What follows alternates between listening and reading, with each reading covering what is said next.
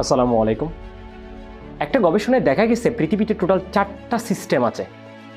আপনি আপনার সন্তানকে যেভাবেই লালন পালন করুন না কেন, অথবা একজন পিতামাতা তার সন্তানকে যেভাবেই লালন পালন করুক না কেন, পৃথিবীতে টোটাল এই 4টা সিস্টেম, এই 4টা সিস্টেমের যে কোনো একটার সাথে ম্যাচিং করবেই করবে। সব থেকে ইন্টারেস্টিং বিষয় হচ্ছে এই 4টা সিস্টেমের মধ্যে একটা সিস্টেম হচ্ছে বড্ড মারাত্মক। ওই সিস্টেম বা পদ্ধতিতে যদি কোনো সন্তান বড় হয় তাহলে তার ব্যর্থ হওয়ার সম্ভাবনাটা সর্বোচ্চ। আরও ইন্টারেস্টিং বিষয় হচ্ছে এই 4টা সিস্টেমের মধ্যে এমন একটা সিস্টেমও রয়েছে যেই সিস্টেম বা পদ্ধতিতে যদি কোনো সন্তান বড় হয় তাহলে তার সফল হওয়ার সম্ভাবনাটা সর্বোচ্চ।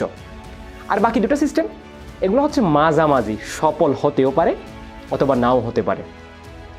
আগে আসুন বোঝার চেষ্টা করি এই সিস্টেমগুলো আসলে কি। যে সিস্টেমের কথা বিজ্ঞানীরা অনেক আগে থেকে বলে আসছেন, প্রথম সিস্টেম, এটাকে বলা হয় নেগলেক্ট, মানে অবহেলা, অবজ্ঞা। যদি আপনি আপনার সন্তানকে অলওয়েজ অবহেলা করেন, তার চাওয়া পাওয়ার যদি কোনো গুরুত্বই না দেন, তাকে অলওয়েজ যদি নেগলেক্ট করেন, তাহলে আপনার সন্তান হীনমন্যতায় ভুগবে, আপনার সন্তান একাকিত্ব অনুভব করবে, কোনো কিছু তার ভালো লাগবে না এবং সে আস্তে আস্তে ডিমোটিভেট হয়ে যাবে। তার কাজকর্ম যদি ভালো না লাগে, পড়াশোনা যদি ভালো না লাগে, তার উন্নতি তো হবেই না, আস্তে আস্তে অবনতির দিকে চলে যাবে। এখন অনেকে প্রশ্ন করতে পারেন, তাহলে আমরা কি করতে পারি? আপনি আপনার সন্তানকে উৎসাহ দিবেন, উদ্দীপনা যোগাবেন, অনুপ্রেরণা দিবেন। একটু উদাহরণ দিই। জাপানে একজন লোক রাস্তা দিয়ে যাচ্ছেন পথচারী, কিছু দূর হাঁটার পরে দেখতে পেল অনেকগুলা মানুষ, প্রচুর পরিমাণে ভিড়। তার মনের মধ্যে কৌতূহল জাগলো, আসলে ওখানে কি হচ্ছে। কাছে গিয়ে দেখতে পেল একটা যুবক ছেলেকে সামনে রেখে বাকি মানুষগুলো তার প্রশংসা করতেছে। এই লোকের তো পথচারীর তো আরও কৌতূহল বেড়ে গেল, কি রে, এখানে একটা যুবক ছেলেকে দাঁড় করিয়ে রেখে এত মানুষ ওনার প্রশংসা করতেছে। পাশের লোককে জিজ্ঞেস করলো, আচ্ছা ভাই, ওনারা তো প্রশংসা করা হচ্ছে কেন? পাশের লোক জবাব দিল যে 1 সপ্তাহ আগে একটা পরীক্ষা হয়েছে, ওই পরীক্ষায় ওই যুবক ছেলেটি ফেল করছে। চিন্তা করেন, ফেল করছে বিদায় এত প্রশংসা। সুতরাং এই পথচারী আরও বেশি ঘাটাঘাটি করার পর বুঝতে পারলো তাদের একটা সাংস্কৃতিক একটা সিস্টেম হচ্ছে, যদি কোনো মানুষ কোনো পরীক্ষায় বা কোনো কাজে যদি একবার অকৃতকার্য হয় বা ফেলিউর হয়, তাহলে তার এই বাকি মানুষগুলো তাকে সামনে নিয়ে আসে, তার অতীতকালের ভালো ভালো স্মৃতিগুলো তার সামনে উপস্থাপন করবে, যাতে সে এই খারাপ দিনগুলো যাতে সে সুন্দরভাবে কাটিয়ে উঠতে পারে এবং পরবর্তী স্টেপের জন্য যথাযথ প্রস্তুতি নিতে পারে।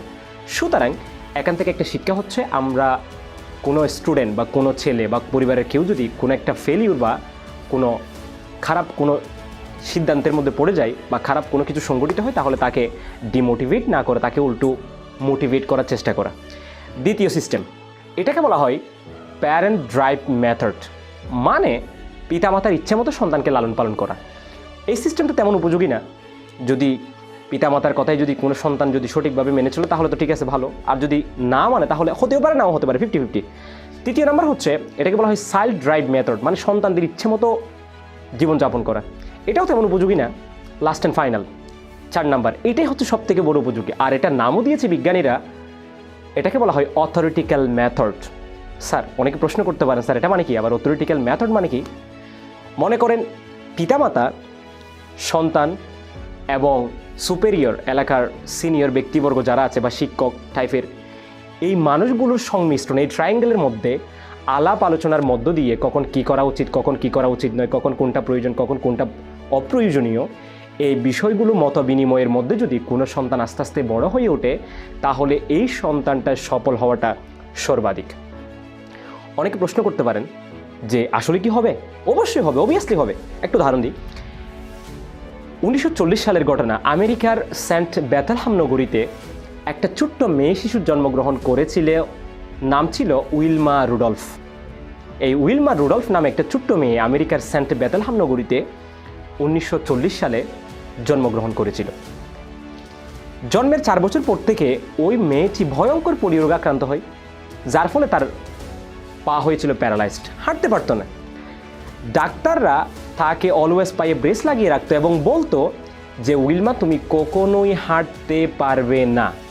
কিন্তু তার মা, নাম হচ্ছে ব্ল্যান্স রুডলফ, মেয়েকে সবসময় উৎসাহ দিত, উদ্দীপনা যোগাতো, অনুপ্রেরণা দিত যে উইলমা, তুমি জীবনে যা করতে চাও তাই করতে পারবে। তুমি জীবনে যা করতে চাও তাই করতে পারবে। সে যখন আস্তে আস্তে সুস্থ হয়ে উঠতেছিল তখন 9 বছর বয়সে তার পায়ের ব্রেস খুলে ফেলার পর উইলমা লক্ষ্য নির্ধারণ করলো যে সে পৃথিবীর সবথেকে দ্রুততম মানবী হতে চায়। এটা ছিল তার জীবনের লক্ষ্য, উদ্দেশ্য, সংকল্প। এরপরে 13 বছর বয়সে সে প্রথমবারের মতো দৌড় প্রতিযোগিতায় অংশগ্রহণ করে এবং ফলাফল সবার শেষে তার অবস্থান ফেল। কিন্তু সে হার মেনে নেয় নাই। সে হেরে যাচ্ছে, আবার পুনরায় চেষ্টা করতেছে, সে হেরে যাচ্ছে, আবার পুনরায় চেষ্টা করতেছে। এরকম করতে করতে তার বয়স যখন 20 বছর, 1960 সালের অলিম্পিকে সে দৌড় প্রতিযোগিতায় মূল পর্বে খেলার যোগ্যতা অর্জন করে ফেলে এবং ফলাফল 100 মিটার দৌড়ে ছিল সে ফার্স্ট, পেল স্বর্ণপদক।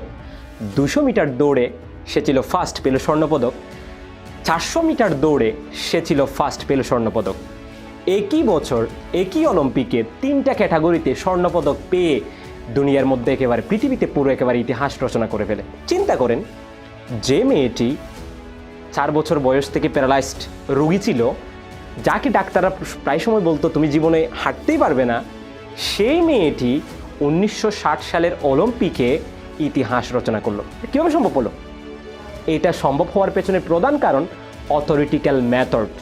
পিতামাতা, উস্তাদ এবং এই সন্তান সন্ততি তাদের মত বিনিময় পরামর্শের মধ্যে যদি কোনো সন্তান বড় হয়ে ওঠে তাহলে তাদের সফল হওয়ার সম্ভাবনা সর্বাধিক। সুতরাং আপনার সন্তান বা আপনি যাকে লালন পালন করতেছেন তাকে একটু দেখভাল করবেন, সাথে বড়দের পরামর্শ নেবেন এবং তার মতামতগুলো নেবেন। তার চাওয়া পাওয়া, তার পছন্দ অপছন্দ সবগুলো মিলেই যদি কোনো সন্তান আস্তে আস্তে বড় হয়ে ওঠে তাহলে দেখা যাবে যে ওই সন্তান সফল হওয়ার সম্ভাবনা সর্বাধিক। আসসালামু আলাইকুম।